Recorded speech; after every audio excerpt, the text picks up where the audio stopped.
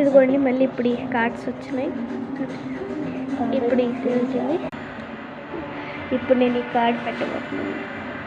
White అంటే ఇప్పుడు ఇది పెట్టి నేను మీకు ఏదైనా కలర్ చెప్పాలి. ఒక కలర్ ఆ కలర్ మీరు ఉంటే వేయాలి. అంతేనా? లేదనుకో ఒక కార్డ్ తీసుకోవాలి మీరు. లేకుంటే నేను తీసుకో. నువ్వు చెప్పిన కలర్ లేదు. వైట్ పెడితే దానికి అర్థం అదా? రెడ్ లేదుగా తీసుకోండి. అక్కతో రెడ్ లేదంట. ఆ కార్డ్ చూపించండి.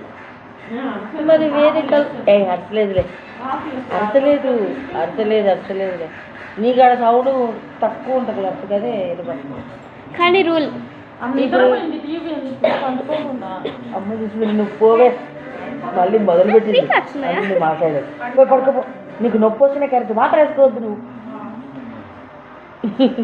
కాదు ఇప్పుడు వేరే కలర్ ఉంది. అప్పుడు మీతో పెట్టుకోండి ఛాన్స్ అంటే. ఇప్పుడు నేను ఇప్పుడు నువ్వు చెప్పావు రెడ్ అని, నేను తీసుకునేది వేరేది వచ్చినా ఏం కాదు. ఇంకా సంబంధం లేదు. చెప్పావు అంతే. అంతే. ఇప్పుడు నేను రెడ్ కలర్ రెడ్ కలర్ కాదు. ఇప్పుడు రెడ్ అన్నావు, నేను ఇక్కడ ఉండే కలర్లో ఏదైనా తీసుకున్నా పర్లేదా? మీరు ఆడ ఏది వస్తే అది తీసుకోవాలి అంతే. అంతే. ఏం మెసేజ్ ఇప్పుడు ఏం చేయాలి? నాతో రెడ్ ఉంది, నేను రెడ్ వేసిన. ఇప్పుడు మీతో రెడ్ ఉంటే రెడ్ వేయాలి. లేదు కదా? మళ్ళీ తీసుకోవాలి.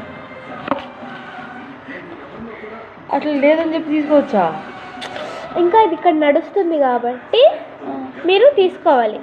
లేదనుకో ఇది వేరే కలర్ అయి ఉంటే ఆ రెడ్ అనే ఒక థింగ్ ఉంటుంది కదా, అది ఒక మెన్షన్ ఉంటుంది.